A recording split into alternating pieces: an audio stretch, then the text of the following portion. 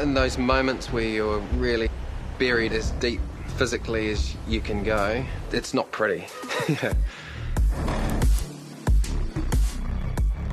No one can sit here and say, I feel enormous pride, you know, when I'm suffering. Suffering is suffering, right? I'm certain there's going to be times in an America's Cup race where guys are going to be asked to push harder, further than they've ever done before. The most challenging thing about cycloring is the repeated effort and consistent maximal efforts that need to be done. It's really difficult. If you want to suffer and put yourself through physical pain, you're going to go a lot further as a cyclor. The ability to suffer is what can separate a great athlete from an average athlete. We hear about Tour de France riders putting out more than 400 watts for big climbs for 15 or 20 minutes. All of these cyclists can do more than that. Going to your maximal point for long periods of time and then having to back that up for 25 minutes is probably the hardest part about it. Once you feel that heart rate's really topping up there, you can certainly feel at your limit. All the guys in the team, they feed off each other when they're learning how to go deep into the pain cave. The ability to suffer, some people want to and other people steer clear of it.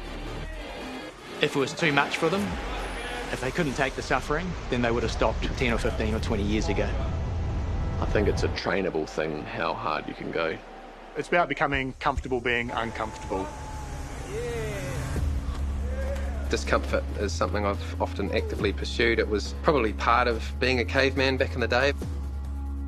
It's enjoyable to watch where my sort of mentality and my brain goes when things are getting hard. When people are suffering, they have different responses. I can sometimes try to escape what's going on and try and hide away from the difficulty of what we're doing.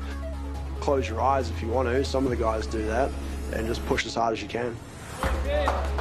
I find that every time that I delve further into it and really go deeper with it, mentally, I learn so much more about myself. Sometimes I have a bit of negative self-talk, or, you know, just tell yourself to harden up and swallow a concrete pill and get on with it. All you can sort of hope for and rely on in that situation is that you have more tools in your tool chest than anyone else. I suppose one of my superpowers is the ability to recover. I just need that slither, just that slitherer to recover, and then I'm good to go again. It's addictive and you always want to come back for more.